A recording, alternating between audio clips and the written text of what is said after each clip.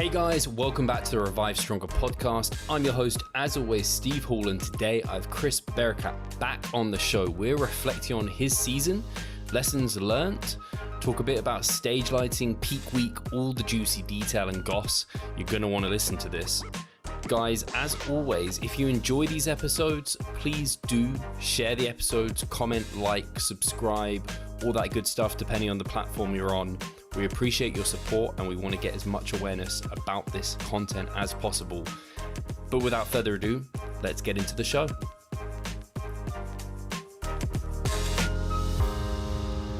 Hi guys, welcome to the Revive Stronger podcast. I'm your host, as always, Steve Hall, and I have Chris Barakat back on the show. I was just looking back at when was Chris last on, to episode 262, which I was thinking it can't have been long since Chris has been on, because we were just talking about his prep, and I was like, actually, like, contest prep is 20 plus weeks for most people, and it's been 20 plus weeks. How are you feeling, Chris? I know we were just saying off air that, like, you've just been all over the shop since the season ended for you. Yeah, I'm feeling good overall, like at least physically and stuff, but November was just insane. Like every weekend I was traveling, literally every weekend. So there was minimal routine, and then I'm finally getting back into the swing of things. I guess the best thing is I haven't been upset, or I haven't like been chasing any sort of performance or physique goal at the moment. I'm kind of just letting things come to me. So at least I'm not creating this external pressure of getting to the gym X amount of times per week, or like having some unrealistic goal in that sense. So I'm just focused on other areas and letting the training kind of flow the way it needs to, but not really chasing anything there. But you're a pro now. Like, you have to do everything. So those who don't know, Chris did turn pro this season. I know we spoke on air, and you were like, you've got the physique to go pro, and now it's just about kind of letting the cards fall where they may and achieving that. And you did in a really spectacular way, which we'll definitely talk about. I don't know where it's nice to start chatting, actually. I almost was going to start talking about what your post-show period had been like. We just had Jeff Albert's on talking about the recovery diet. You're obviously in that moment now, and you just spoke about it. I don't know if, was this been different? I guess the whole contest prep has actually been probably quite different for you, and in a good way. So let's talk about that recovery, like the post-show period. What's that been like for you? Yeah, the post-show period has been really interesting. Believe it or not, I'm up 6 pounds from my lowest weigh-in like ever, but I'm only up like 3 to 4 pounds from like stage weight. But my composition isn't like as good as the 3 to 4 pounds above the stage weight. I'm definitely like a little bit flatter. But I'm still too lean. It's just my hunger signals and my biofeedback is kind of just like letting me settle here. And because I'm not chasing those performance goals, I'm not intentionally eating in a massive surplus, but I'm by no means restricting at all. I'm not tracking. I haven't tracked at all since show day. But yeah, I feel good. I'm still a little too lean in the face. I don't like the diet face. My heels still hurt a little bit. Like I know I need to gain a little bit more fat on the bottom of my feet and stuff. But I feel good overall. I'm just kind of, like I said, letting things come to me.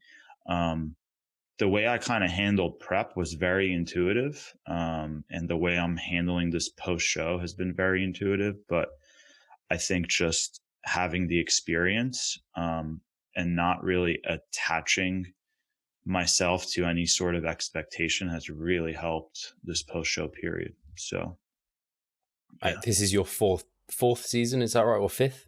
Fourth season. Fourth season. Fourth season. And then like, it was my decade in the sport, so to speak. So it was amazing, man. It was cool.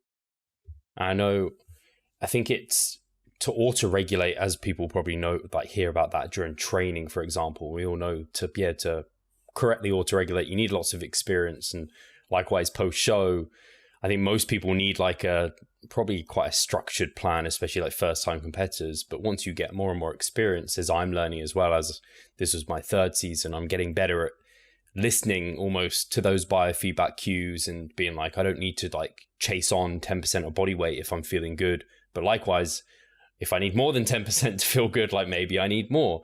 So it's kind of, and that's what we spoke about with Jeff. So it's cool to hear that actually you haven't tracked and like that hasn't led to massive overindulgences, but you also know that you don't need to, because like you said, the diet fatigue, when we're considering like food focus, hunger, appetite, energy levels, like you're in a good spot, which I mean, a lot of people are going to hear that and feel jealous of you, but that's awesome. That's good. Yeah, I never understood it, honestly, when I was younger and seeking information from some really experienced veterans in the sport or some really evidence-based people. I would always be confused with the veterans that say they didn't follow a strict diet and they went by feel, or a lot of these OGs kind of just made diet changes, not on a week by week basis, but like midweek or day to day. And all that stuff seemed really, to me, it seemed really messy or unpredictable. And I guess it can be in a way, but then I guess as time went on, I started adopting more of those auto-regulated, intuition, like gut feedback kind of calls. And now I'm kind of floating through that phase where, I kind of just feel like I know what I need to do when I need to do it. And I just like trust that intuition. And then that's how the whole prep was. Like I never gave myself, or I was never overly strict about hitting exact numbers. Like there's probably no day the entire prep where I nailed like 50 fat, 250 carb, 225 protein, like on the money. Whereas in the past, it was like super, super strict to the T, to the gram. So yeah, I guess the same way that the prep has varied, this post prep has also varied. And the cool thing is it's kind of stress free. Like there's no pressure on my back right now. So it feels good in that sense. Yeah, I guess an important caveat is I think a lot of people here, like, I don't know, go into almost like an intuitive eating approach, but mindful and educated. And like you're consuming a lot of, and I saw some of your Instagram stories where you're like, still had a good foundational diet. It wasn't like you just went, post show, I'm just eating whatever the hell I want, because that would lead to rapid fat gain, because your hunger signaling and everything's out of whack when you kind of go to super palatable foods too quickly. But you've kept a lot of the same habits in place.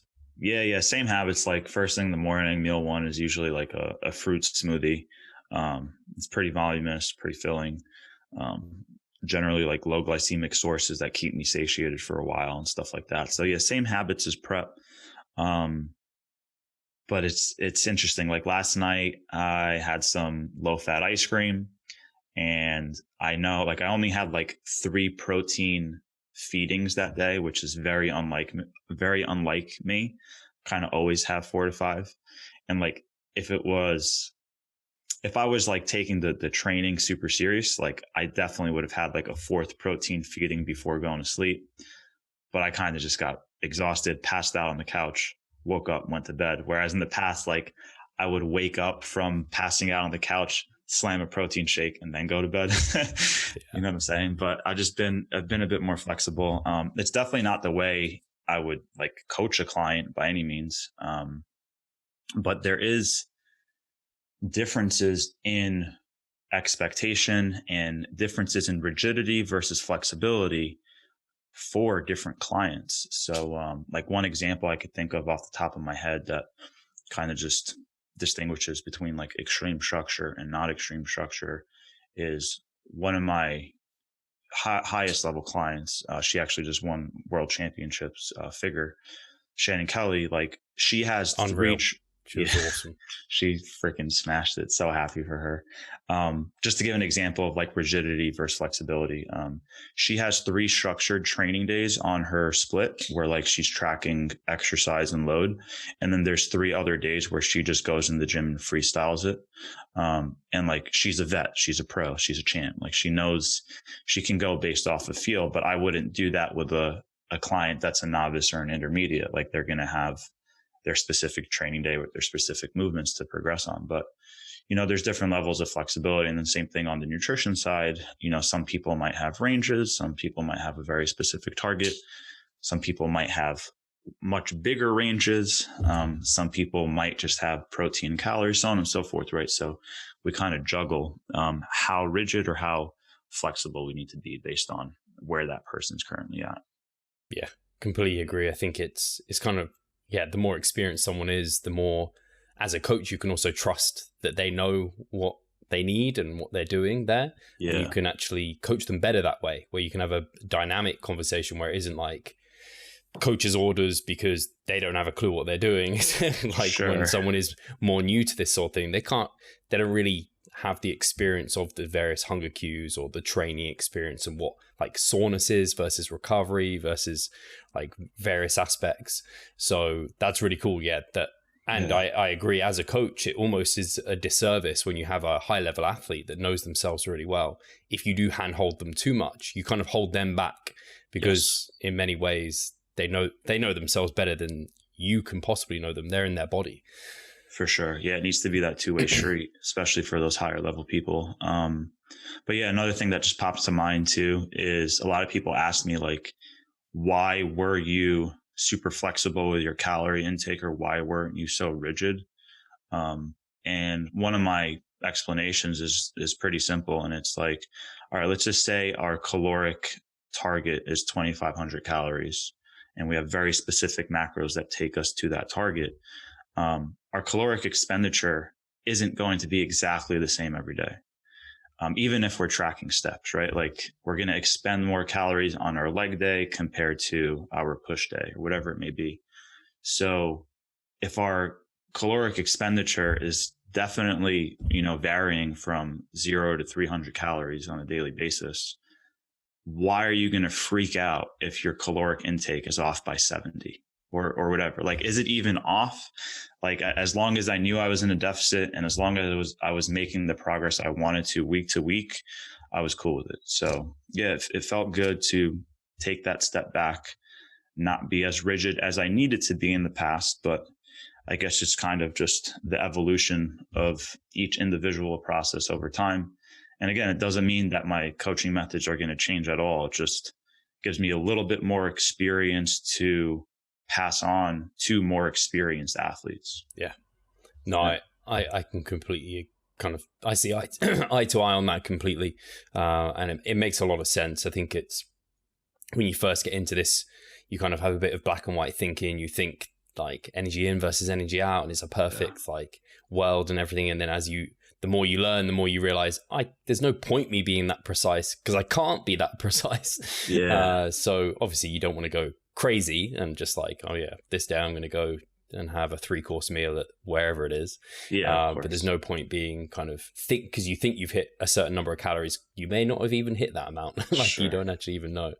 I'm glad we covered like the post-show period because I think that was interesting. But let's start at the beginning. So the listeners know, what was your starting weight, if you know, kind of when you started prep, and what was your like lowest low? For sure. So my high was around 183 pounds, and I started prep right on May 1st. I was maintaining 183 for quite a while. I think I was maintaining anywhere from 180 to 186 from December, January of... Oh, nice. Yeah, like December of 2020, January of 2021, all the way through May. So I was like holding that heavy weight for kind of a pretty long period of time. And then I started cutting May 1st. And then my lowest low of the entire prep was 157. And that was like a very depleted weigh-in during peak week. That was the lowest I got. The lowest I was consistently weighing towards the tail end was like 159.5. And I think my absolute best look was anywhere between 159, 161, between the combination of full and dry and the whole nine. Yeah. Yeah. Awesome. So like 26 pounds lost total. And it was a similar number of weeks to pounds lost, wasn't it? It was like just over. It was. Yeah. Well, yeah. I can't think what that was, but I think it was around 26 weeks or so. My first show of the season was probably 20 weeks or something like that of a diet. And I definitely didn't hit as low. I think I hit like 161, and then I hit like a 159 during peak week. But my look totally changed from late September of show 1 to very beginning of November for show 3. Like, body weight was super similar, even the same depending on the day, but the look was totally different. And the body composition results that I got like via DEXA scan was drastically different. So it was really cool. Like that was my favorite phase of the entire prep. And the listeners are now, and I am, and I know you did a post on Instagram talking about what you did in that period of time to kind of get that look. And I think, explain it, because I think sometimes on the Instagram post, people be a bit confused because you like it. But put it in your simplest terms, basically. Yeah, for sure. So actually, I pull up the post super quick just to make sure I have my numbers right and everything like that. But I forget all of them as well. People ask me, I'm like, I don't know. Yeah, I got to re-pull this up. But to kind of recap, like what happened was going into my first show, when I was around 6 weeks out. I just came back from a trip in California. I took a vacation with my wife, hung out with my buddy Ishak and stuff out there. And then I came back and I was like, damn, I'm behind. I'm like, this 6 weeks out look would be like great for 10 weeks out and like acceptable for 8 weeks out. And I'm like, this is not good for 6 weeks out. So I kind of had to go pedal to the metal from 6 weeks out to 1 week out. And I probably lost a little bit of tissue during that time and still didn't get like fully peeled. You know, I was happy with the package I brought to the stage because I brought new levels of muscularity to the stage compared to 2017, much better symmetry, better posing and stuff like that. But my conditioning wasn't like acceptable to me. Like I wasn't super happy with it. I shouldn't say acceptable. If it wasn't acceptable, I wouldn't have stepped on stage. But it wasn't like what I would kind of expect of myself, so to speak. But that was a good experience. And then from there, I spoke to a couple of like veterans in the sport, good friends of mine, and I was getting feedback from a lot of different people. And everyone told me like, hey man, you got to lose another like 4 to 5 pounds. And I was like, I don't know if I have to. I was like, I have to lose 4 to 5 pounds of fat, but I don't feel like I need to focus on the scale weight. And I'm really happy I kind of just listened to my gut and didn't listen to a lot of the voices in my ear, because I could have easily just continued dieting harder and I would have just lost more muscle and not brought my best physique. So what I ended up doing was I started eating at theoretical maintenance on my training days instead of being in a deficit. So I actually increased my calories by like 300 to 500 calories per day, like immediately. Like I didn't reverse to that. I kind of just did it. I went from like 2,300 calories on training days, like right up to like 2,700 calories on training days. And then on my non-training days, I kept it super aggressive, where I basically was just doing protein, veg, fat, like really, really aggressive deficit, probably like 1,700 calories. And what ended up happening was training performance was great. I started looking fuller again. I started like matching my off-season PRs, like started kind of regaining strength in some lifts, and I continued losing fat mass. So I have the data in front of me. One DEXA at exactly 162.4 pounds compared to another DEXA at the same exact body weight showed 5.5 pounds of fat mass reduction and 3 pounds of lean mass gained. So it was like a really nice recomposition effect that occurred, you know, towards the very end of the prep, when I was able to bring food up on training days and just stay in a deficit on non-training days. Would your weekly average have been higher as well then, calorie wise? Like those aggressive deficit days didn't go so aggressive, your weekly average dropped to the same? Yeah, my weekly average was higher than before, but like net, I was still in a deficit. Yeah. I think the like you managed to. I think that's the take home to me is for that is like pushing harder isn't always the answer. Like you have to consider all factors. And in bodybuilding, I know you had a post on this as well. It's good for people to remember. It's like people think about prep and they just think fat loss, but muscle retention is part of fat loss, because otherwise, if you're just going for fat loss and you're not considering muscle, you could end up or weight loss rather, you could end up losing like precious tissue that you built in the off season that's going to show in your look. So 100%. The fact that you managed to have the time to taper the deficit and you knew that you had the time to bring that condition, like it speaks for itself, the fact that you managed to bring that overall better look and better package and the training performance came up. So thanks, man. Yeah, it's hard because when you are self-coaching, especially when you reach out to a lot of different people, it can be hard to keep your head screwed on and you can doubt yourself. And it's sometimes you're looking for confirmation of what you're thinking, but then it's like, have I got my head screwed on right? Should I make this call? So the fact that it worked out in that way, that's fantastic. Yeah, man. Thanks. And something I found really interesting is I personally don't worry about muscle loss too much during contest preps. Like I feel like that's a huge fear of a lot of people. Yeah. And I just feel like I don't see it that much with my clients. Like I don't see a significant amount of muscle loss with a lot of my clients. I do see it with some. But I just feel like if we manage our variables really well, that shouldn't be such a large fear going into prep. But it's interesting because I looked at some of the case study data that we do have on natural bodybuilders. And one study that I'm looking at, that, an individual lost 14.5 pounds of lean mass throughout their prep, which is insane to me. And then another individual lost 19 pounds of lean mass throughout their prep. And then when I compared my DEXA data, I only lost let me get the exact numbers. I did lose a little bit of lean mass from start to finish.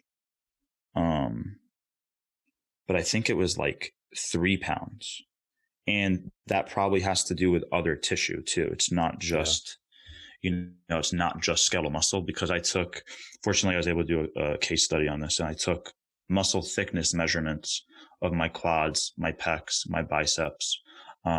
My quads actually might have grown the slightest bit, if not maintained exactly. Biceps maintained, and pecs lost the slightest bit of muscle.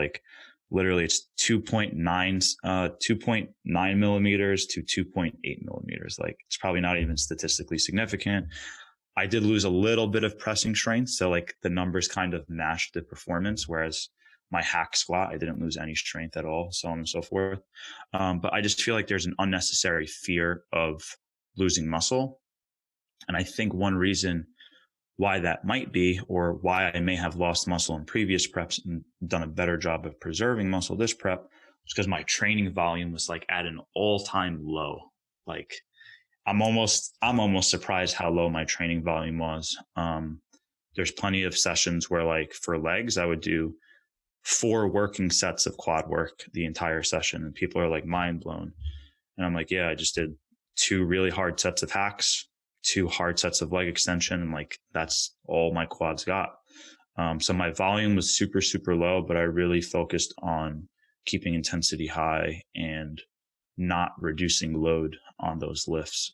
Even if it meant I was reducing reps, I still would keep my top set at that top load. So I would have the same magnitude of mechanical tension, and then I would get more effective reps or do more total work through my back off set. But I tried my best to really keep those top sets as heavy as I got them in my off season or right before the prep started.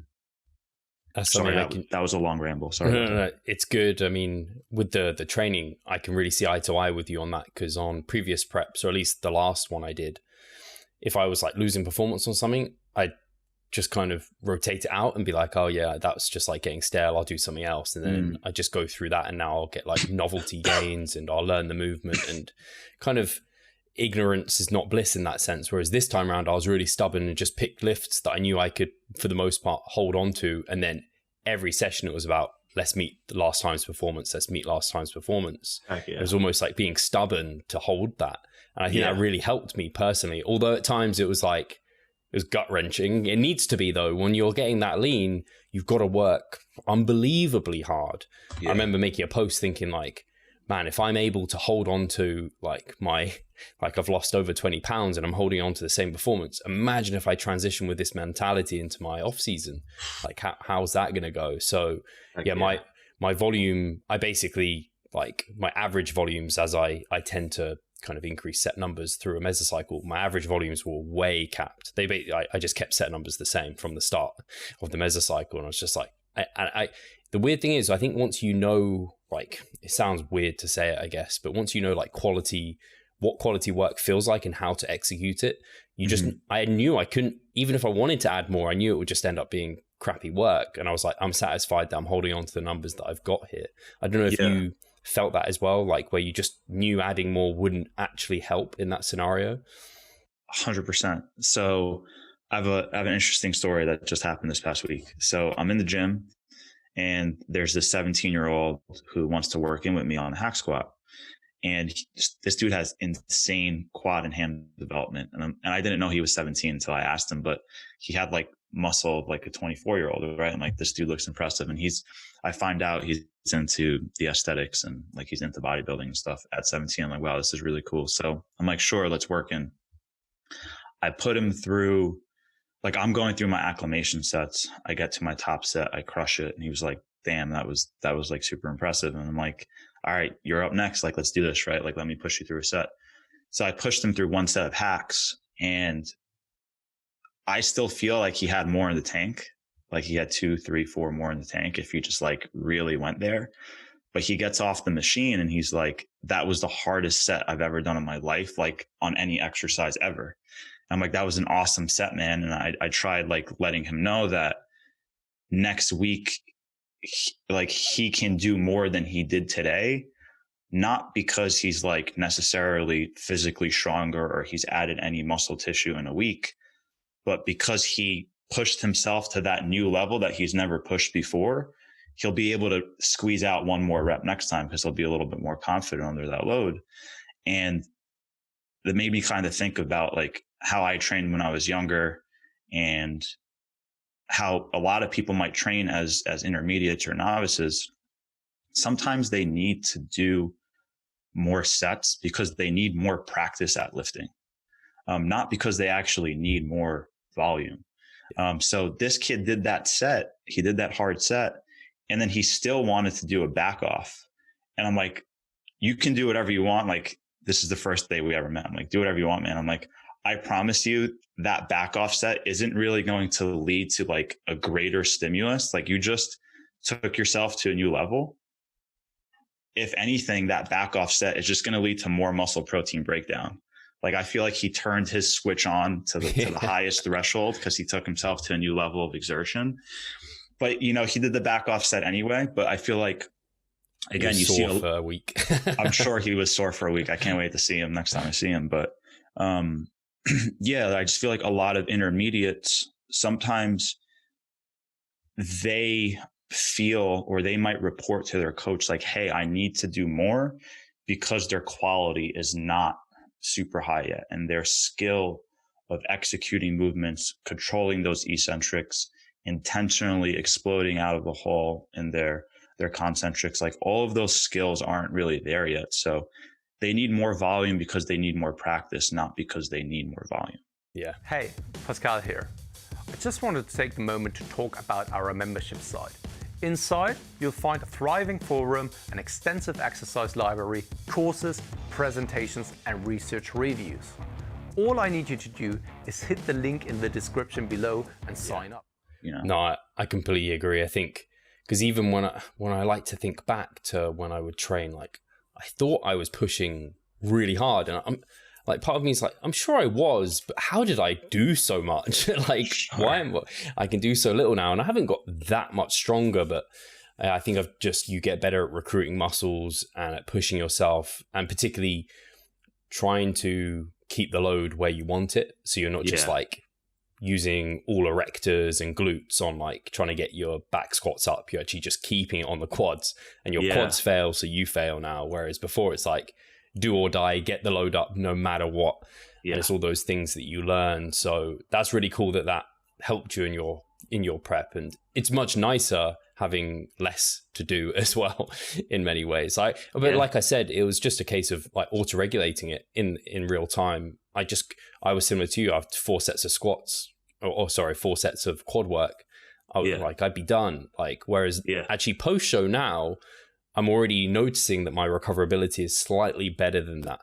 Cool. So it's nice to like the kind of the theory meets practice in that sense, where when you're in a deficit, you can't add as much, even if you wanted to. It's just not. It's going to turn into junk volume sooner than in a well-fed state, if that makes sense. Sure, and I think it could be beneficial to also have this mentality or this kind of perspective where it's like, okay, while you're prepping, especially if you're like super, if you have multiple years of training under your belt and like you're pretty advanced, like let's focus on maximizing muscle retention rather than growing. Because I feel like when you have the mindset of like, hey, I want to grow, you automatically have this mindset of, hey, I need to do more.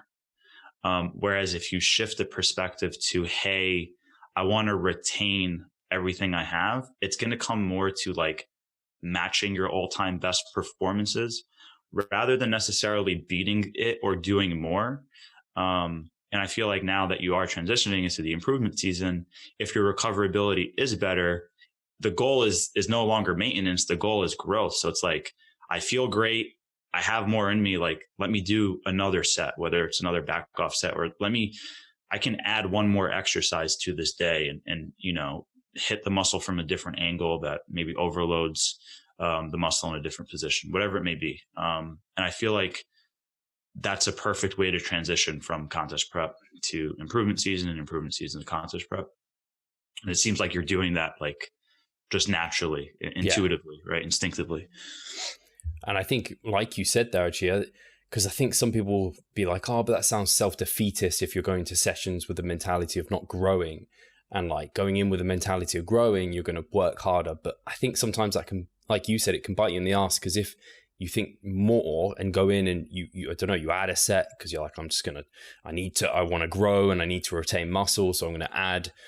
And that can quickly lead to your quality coming down, because inevitably when you've got more work to do, it's hard to keep that high level of quality, especially when you're dieting. Like 2 sets of a big compound lift is like, that's hard when you're very lean and you're on not a ton of food. So I think that's really well stated. So how many shows did you do, to reel it back to that? So you had that first kind of show that you weren't super happy with the look, and then you brought a way better look in a number of weeks' time. Yeah. So I did, I guess 4 shows in total, because it was the Natural Mania in New York, INBF Natural Mania in New York, NPC Hurricane Bay show, and then the INBF Monster Mash on a Saturday, and then like the WNBF Monster Mash on the Sunday. So it was like 3 events, but 4 competitions, so to speak. And like going into that NPC show was also a lot of fun, because I didn't have any pressure on myself. The primary reason I did that NPC show was to run a case study specifically on peak week. So I'm so excited about this. We can maybe talk about this in a little bit. But I collected data in the lab with my guys. Shout out to Josh Bradshaw, Dr. Walters, my boy Andrew Barsoon, Dr. Guillermo Escalante, Grant Tinsley is a part of it, and Dr. Scott Stevenson. So super excited about that project. But what I was saying was I did that show because it was local, and I wanted to collect data on a peak week protocol. And then I'm so happy I did it because I had no expectations. It was a lot of fun, and I got the best stage lighting, stage photos, and video from that show. And unfortunately hate my other stage pictures and videos. So very grateful that I did that NPC show. It was very well ran and everything like that. And it was a good outcome. So I got to practice my peak and the whole 9. I do really, and particularly Pascal wanted us to talk about this, was stage lighting. I think it's probably, to people who haven't competed or don't know bodybuilding, it's like, why are you talking about like stage lighting? Sure, like, that's a weird thing to talk about. But I was reflecting on the world stage lighting, and I was looking over my photos from various competitions, and I was like, I know for a fact I look my best here, but I look my best in photos by a mile here. So I'd love to hear if you can expand on why stage lighting is important, and why it means so much to competitors, I think. Yeah, it's so important because we work our butt off for competition day. So like, especially going into my first show, I kept my prep under wraps because all that mattered to me was how I looked on show day. And I was happy with how I looked on show day, but I was not happy with how I looked on stage in regards to the photos and the video because the lighting was terrible. So like when you're an athlete that puts so much time and effort into your prep, you want those stage photos to reflect something that you're proud of and that you know that you worked really hard for. It's a real shame when your backstage photos look better than your stage photos, or your photos from your iPhone taken at home at 7 a.m. look better than a professional's photos on stage. You know, the lighting is supposed to enhance your physique. If anything, stage lighting should be like half natty lighting, where it's like doing you a favor and making you look even better than you are. So when we step on stage and this stage lighting makes us look like not a little bit worse than we are, but like 10 times worse, it's just like, it's so disheartening. Like I literally haven't shared one photo from my pro win or my pro card, like on stage. Like I got the pro photos just like 2 weeks ago, and it's just awful. It's just really bad. Like if you zoom in, you can see like feathered quads, like 6 striations, but the lighting is so bright that everything is smooth. Like you don't even see separation from my bicep, brachialis, tricep, or my rec fem. Like it's just so frustrating. Like I probably sound so petty, like first world problems 1,000%. But like we're saying, we work so hard, and some of us don't care to share too much on social media or take photos under really good gym light or something. You kind of want to stay covered up in the gym, and you expect that your stage photos do you proper representation. I completely like your sentiment. Completely, I feel it, because I think there are competitors who, they do this on their own. They haven't got like a gym partner or a partner who's interested in it, or friends, and so they maybe take some like their check-in photos for themselves or their coach, but they're not taking any others because they're like, on stage is when I'm going to look my best. I'm peaked. I can get professional photos. I have the tan on. Like you said, those should be the best photos of your entire prep. But I've seen it so many times, and I have at least maybe half of my shows, the photos from like the gym when I'm super pasty and like I'm under gym lighting and I've got a pump and I'm like, I wasn't peaked. They look better than the stage photos. And it's disheartening as a competitor, because you're like, man, and especially for you as your pro win, this was your pro physique. This is the best you've ever looked in your life. And then you don't have a memory of that. I really don't. And they're more important than the trophy itself. They are your trophy, like the photos and that memory. So I completely see your sentiment. And I also, from like a judging standpoint, if the lighting isn't great, I know in person it's a little bit different because you can see and you have eyes. So it's but even if you're trying to judge that, I know everyone's under the same lighting, same kind of conditions in that sense, but it doesn't lead to the best kind of outcomes. I don't think. It's so frustrating, man. I literally I didn't take a lot of photos at all. My final show, cause I was kind of just over it too. Like it was my 3rd and 4th show. So like, it's just like kind of very mentally fatiguing. So I actually wasn't looking at my physique a lot and checking it with myself. And I was able to kind of just into that. Yeah. I was able to just like feel like, okay, I'm ready. Like I don't have to even look at it. Like I'm full, I'm hard. Like you could just, once you do it week after week or, season after season, you kind of just know what feels right. So I stopped really looking at myself. I stopped taking photos. I was like, whatever, I'm going to step on stage and the stage photos will speak for themselves. And oh boy, they do not. Or even sometimes I've had it where I have a friend who's taken photos on like their camera phone, and they're better than the professionals. Yeah. And I'm like, Yeah, they're not good photos, but they're better than what.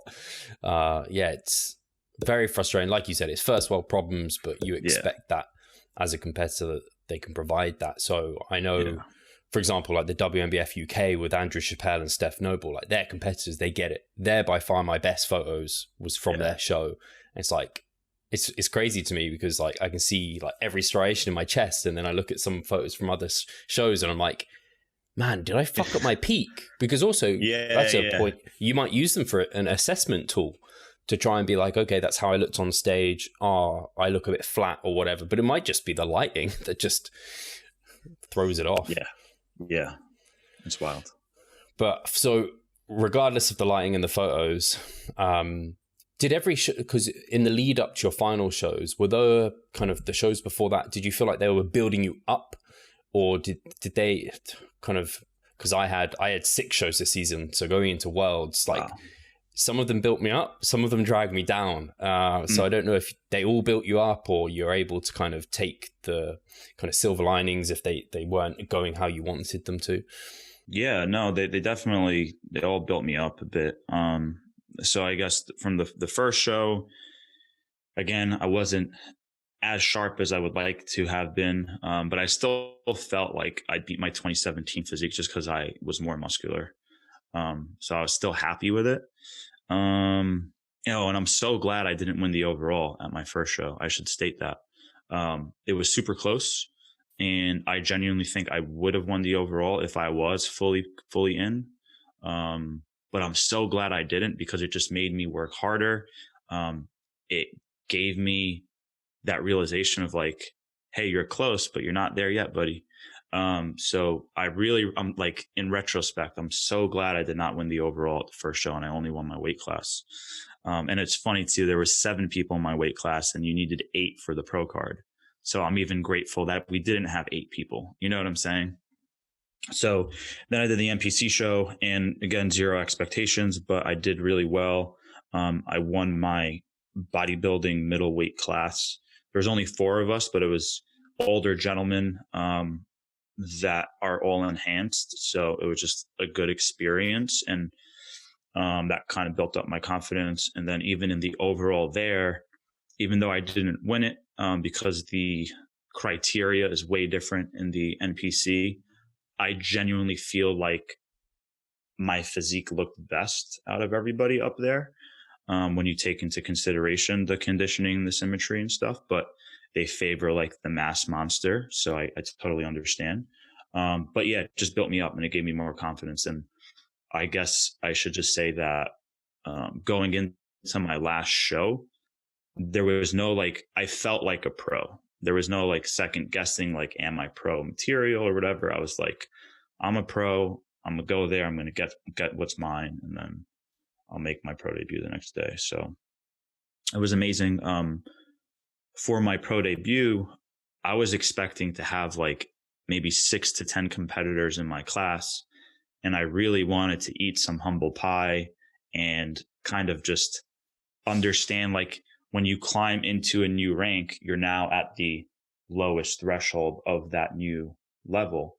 Yeah. So I was expecting something like that, but there's only 3 of us in the show. So I tell people this all the time. I would rather take like 3rd or 5th out of 10 people than 1st out of 3. And some people don't get that, but it's just about getting better and being your best self and like climbing the ladder. So, some people ask like, oh, why didn't you do Worlds if it was just literally like 13 days later? And I was like, because that was never the vision. That was never the goal. And I didn't want to move the goalpost. I wasn't chasing anything except my best. And I felt like I brought my best and I was happy. And then when I was at Worlds, I'm like very glad I didn't do it. I was just focused on my clients. But when I looked at the people on stage, I would have been in the bottom 30, like the bottom 33 percentile. You know what I'm saying? So yeah, I'm very glad I didn't do Worlds, but everything built me up into that Monster Mash show. I guess now thinking about it, was a stupid question on my behalf because you won both your like categories there.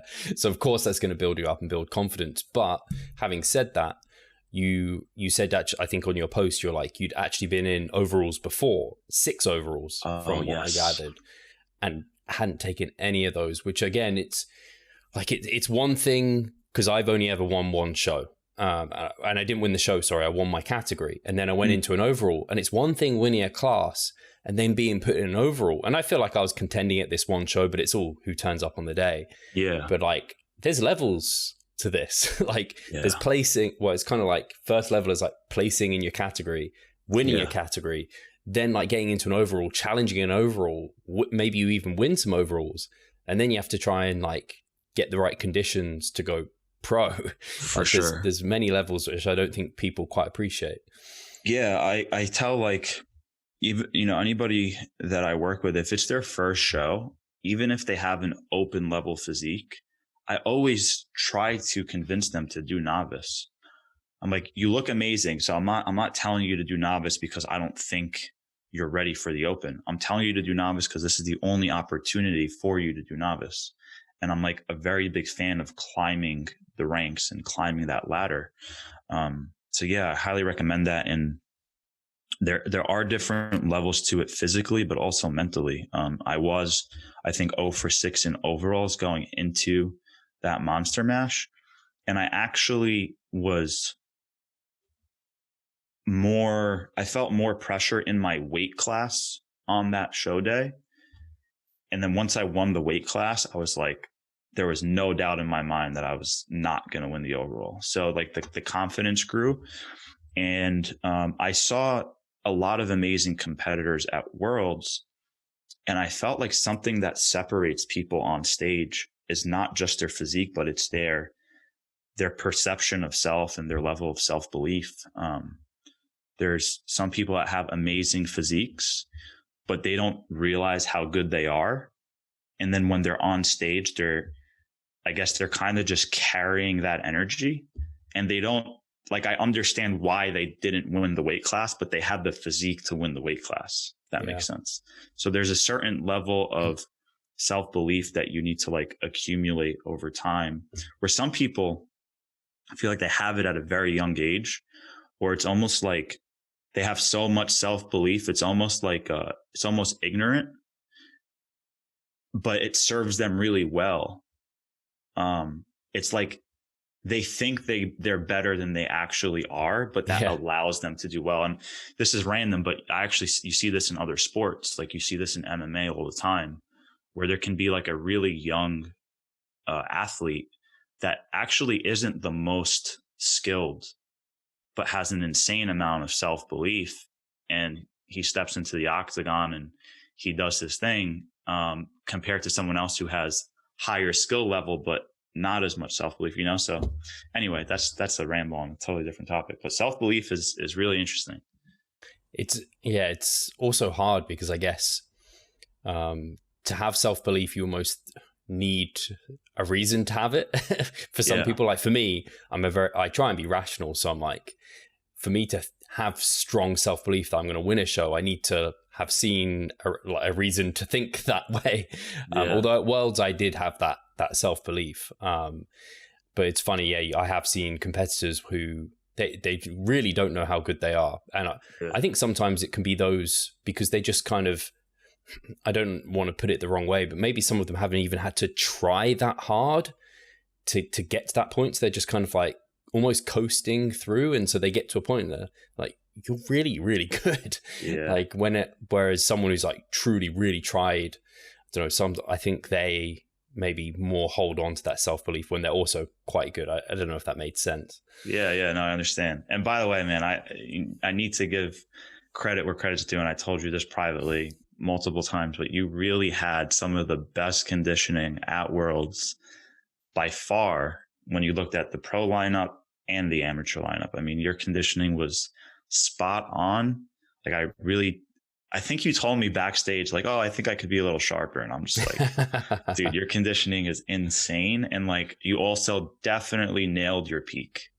Like you looked on, man. So it was really awesome to see. And there was literally no sugarcoating. Like your conditioning was by far some of the best in the show, pros included. So kudos to you, man. It was very, very cool to see that.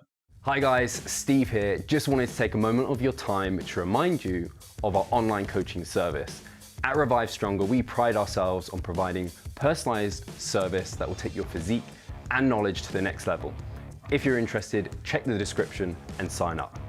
I appreciate that a lot. I should have said actually at the start for everyone, we obviously bumped heads at Worlds, and that was really nice. It was like, for me, a weekend of my life I will never forget, like being there. So, and that was partly down to like people like you, Chris, being there and being able to chat and everything. So actually, speaking of peak, I think I'd be remiss not to talk about it, seeing as you spoke about it there and you did the case study, and obviously you had several peaks, and even actually had basically a back-to-back peak because you had the two shows back-to-back. How did it all go? Did you follow the evidence-based peaking paper to the T? Did you have to kind of change some variables? Yeah. I tried following our rough outline from that paper to the T, but I kind of couldn't based on how my body was responding. So generally, like for the show being on Saturday, I did follow a carb depletion protocol Sunday through Tuesday. So 3 consecutive days, higher fat, super low carb, high protein. And then I tried to fully fill out on just Wednesdays and Thursdays. But I never spilled and I never fully filled out. So Friday couldn't be executed as written in like the evidence-based plan. So I just kept eating on Friday as well. I did manipulate water in a similar fashion as we outlined, but I was not nearly as aggressive on pulling back the water intake on Friday. And like each peak was a little different, but it was very auto-regulated based on feel and my subjective fullness in my look. But yeah, I was super aggressive, man. On like Wednesdays and Thursdays, I was doing around 600 grams of carbs for that second show of the year, the NPC show. And I didn't spill over. So on Friday, I couldn't really cut my carbs too much and increase my fats and stuff like that. I needed to just kind of keep eating my carbs to continue filling out. But anyway, without getting into those specifics, something I find super cool that I'm really excited to share, without giving too much away, is this was the first study that kind of measured subcutaneous thickness on a daily basis with an ultrasound machine. So we have these images saved. It's super specific. We measure it in millimeters. And all I'll say is there are significant changes to the subcutaneous layer during peak week. And I'm sure that you have seen this in person with your own physique, but it's something that a lot of people in the community are probably going to be surprised about. So like, for example, like my tricep subcutaneous thickness and my quad, my thigh subcutaneous thickness, like went down a pretty substantial degree. And I would see my tricep feathering is getting nastier and my quad feathering is getting nastier. So it kind of makes sense. But obviously, I'm not losing fat. My calories are through the roof. I'm not in a fat loss phase. So that subcutaneous layer, which is primarily composed of your adipocytes, my hypothesis is that we're probably losing water from within the adipocyte. So it's making the skin layer look thinner, not the dermis, but the sub-Q layer look thinner. And if that's thinner, then your muscle is kind of pushing against it more, especially if it's filled with glycogen. And that's why you're seeing striation. So I'm really, really excited to share like these specific numbers and put this stuff out there. But there are things that are changing on a day-to-day basis in a very acute fashion. So yeah, peak week is amazing. I mean, what did you see when you peaked? Did you notice changes like that?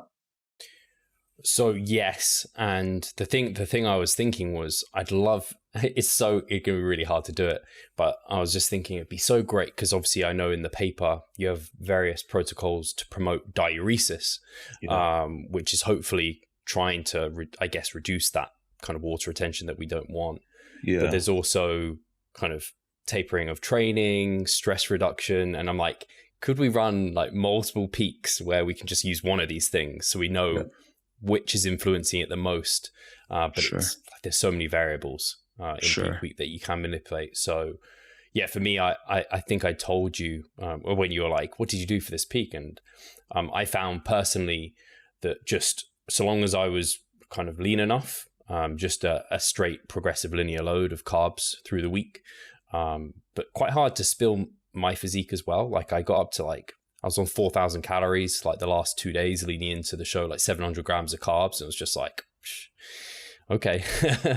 That seemed to work well. We did try a rapid backload kind of with a cleanup day of then a fat load. Mm-hmm. Just for me, I just found I like every day almost my confidence building, or at least several days. I don't think I like a kind of just you're kind of working your ass into the ground and then having 2 days to try and reconcile everything. I think for me personally, at least, several days of reducing stress and building up food and looking better day to day, that seemed to work really well. So yeah, but I'm excited to see the results and kind of any of the conclusions you can draw from it, because I know the evidence-based peaking guide is just like a conceptual idea. It's not like you've done a study on someone. Exactly. So it's great to know that you've now kind of got that. Yeah, we're working on it, man, for sure. And like I said, we couldn't follow everything to the T, but the data is going to be really cool. And we're just, again, trying to bridge the gap, right, between our understanding or theoretical constructs and then what actually works in practice, what doesn't.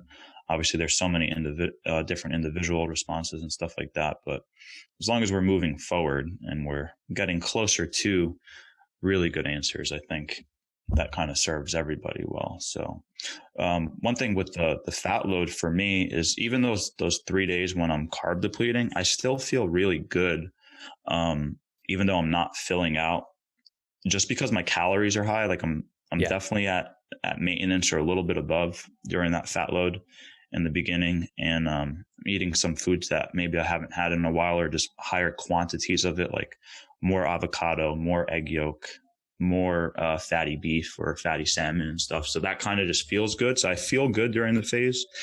And I agree with that. When I did my fat load, I was like, oh, I get to have a big pot of nut butter here and have 2 pieces of salmon. It was not, and one of my worries was that it would impact digestion, because I was having less than 50 grams of fat and I went up to 140. Yeah. But it didn't. It actually didn't. Obviously, everyone's different, but and I kept all my fat sources the same, but didn't impact digestion. Yeah, same. I think you probably spread it across 4 to 6 meals, and that helps. You're sticking with food sources you're familiar to, that helps. But with me during that phase, I feel like I look drier and drier as I'm depleting glycogen. So even though the carbs aren't filling me out because I don't have carbs coming in, I still feel like I'm getting crispier every day, and that's mentally exciting. Yeah. And then I'm kind of okay, now I'm going to bring the carbs in, and I'm going to maintain this level of crispiness that I see on Wednesday morning. I should expect to see on show day morning, but I should be full, and just the more experience you have, the funner it gets. Yeah. And you just kind of know what to feel for, not even look for, but there's a certain feeling within the muscle, within the skin that just feels good. It's like when you go to do your pump up sessions, you're like, now I'm actually getting a proper pump and it's maintaining, and you're doing some housework and you're just like, oh, my forearms are getting all vascular. That's when you've got some good glycogen storage and things are going well. Whereas for sure, if you don't have that, then it can be troublesome. But the paper I think was fantastic, because regardless of the protocol, if someone doesn't necessarily follow that, I didn't necessarily follow it, but lots of the surrounding points around training, stress management, all of those points were they're invaluable. They need to be part of every peak, I think, for people. So that was really cool to see. And I think you're just furthering the bodybuilding little niche field, which is really, really cool. And it's always going to be one of those things where you're not going to get tons of subjects who you could just going to let you peak. So I think that's why we do heavily rely on people like Scott Stevenson, who have peaked tons of people. And so that anecdotal evidence builds up to a point where it's it's and you have the kind of theoretical basis too. It starts becoming quite powerful. Yeah, to me, Scott's the GOAT, man. Like, I call him Daifu. Like, he's like like a Sifu. He's a master, you know. He's the man. So it's really cool to learn from him. And yeah, and something you mentioned about water dropping off, something that he says and something that we notice is when you are really, really lean, you don't have a lot of body fat at all, you drop that water so much faster. So like, I feel like you actually urinate more frequently when you're leaner, and you're, even if you do hold water acutely, like you can get rid of that pretty darn quick. And something that's interesting with me, I mentioned this to you when we were chatting on like WhatsApp or whatever. During prep, I would wake up in the middle of the night all the time to urinate. Like I had to wake up multiple times to pee. And even though I'm just up a few pounds, like I finally can just sleep through the night and I don't have to piss at night. And I'm like, what is this? Like, we're just able to hold water for a little bit longer. Like, what the heck's going on? But like these really strange things, there's a physiological reason for it. We might not understand it all, but it's something that we observe, not just with ourselves, but so many competitors kind of notice these same kind of things. Was that happening with you too? You're urinating throughout the night? Yeah. Because I've spoken to Greg Potter. If you know Greg Potter at all, he's PhD in sleep. He's come on the podcast a lot, and I've asked him about this before, and he doesn't have like a solid like this is exactly why. Yeah, probably related to stress. It seems maybe. Oh, okay. So you like wake up, and I don't know. But even now, I like reflecting on what you're saying. Like it's nice to be able to go for a like hour walk outside and not have to like worry. I need to find a toilet like a couple of times on this walk. But even in the night, yeah, it's like definitely it was much worse in previous years, and I would say that was related to stress. At least that's what I'm thinking, the causation correlation, where like I'd wake up like 6 times at peak in my previous preps, whereas this time was like 3, and now I'm at like 2, maybe 1 on a good night, and hopefully I'll have some time in off season where it's like sleeping through, but that's kind of rare for me anyway. Okay. Yeah, I'm literally sleeping like 7 hours through basically. That's epic. So that's nice. That's unreal. Yeah, that's cool. So I wanted to talk a bit about your off season, but we probably don't have quite enough time. But what I want to leave the listeners with as well is you have a timeline for when you're next looking to compete, don't you? Yes and no. Nothing set in stone. To me, it's 3 to 5 years. And again, I need to know that I'm competing again for sure. It just, that carrot can be dangling even if it's super far away. It just helps. But I'm not going to rush it. Definitely want the itch to be there in a sense. Even though the itch wasn't super high this year, I just kind of felt like I had to prep this year. Like I had to prove to myself a few things. So yeah, I'll definitely compete in the future. I just don't know exactly when. Want to focus on family stuff. Hopefully start a family soon. And you already got the dog? Got the dog, yeah. He's been a life changer, man. Got my best bud, so he's been super cool. But yeah, just gonna focus on work, research, and then I will definitely be hitting the stage. I think a maximum of 5 years, but maybe a bit sooner than that. What about you? So minimum 2 years. Okay. So the soonest I could ever think about it, I think 2023 for me is like, that's too soon. 24 would be the soonest, 25 the latest though. Cool. Because I have found competing has just given me an extra love for it. Yes. And so I don't want to leave it too long. But like you said, and the reason, and I know previously, like you haven't been that person to compete like every couple of years. You give yourself time to improve. And I know if I want to come back, I want to be challenging to see if I can go pro. And I know to do that, I need to have plenty of time to build. So yeah, I can't rush that. You absolutely can, and you will, man. Like you definitely Appreciate will. That. No, you definitely will, man. I'm excited to see it. Appreciate I'm excited that a lot. to see it. And next time I do compete, I want to actually compete in the UK, just because. Awesome. Like we were, we had a 10-minute conversation on lighting. So I will go to the WNBF UK if need be. So I can get good shots. I'm willing to kind of travel and create life experiences within bodybuilding and not just have it be about show day. So yeah, I'm looking forward to that. That's awesome. And if guys want to kind of reach out to you, like over on Instagram and your website, where should they head? Sure. So on Instagram, just my full name, it's at Christopher.Barakat. And then for anything related to educational resources or coaching services and stuff like that, check out my website. It's schoolofgains.com. Gains is with a Z. And I'm really excited actually about some things we have for 2022. We're finally going to have some online courses where we kind of plan on creating lectures and modules, and then having like for the first body of students that kind of enroll, we'll have like a live class once a week where we can go through Q&A or review that material on that specific topic, that specific niche, and then have that live, Q&A or one hour class, so to speak. So yeah, I'm looking forward to 2022. A lot of cool things coming. You've got all that prep energy now to put into it. So that's awesome. I'll make sure that's all linked below so you guys can check that out. Thanks. And we'll talk to you soon. Take care.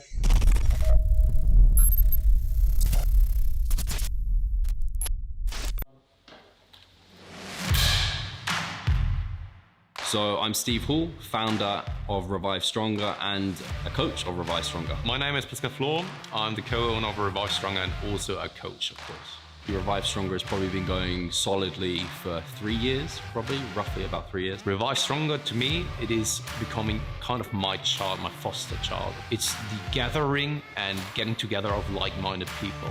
We've been expanding the coaching team, which is helping us help more people, but each coach can only help a certain number of people.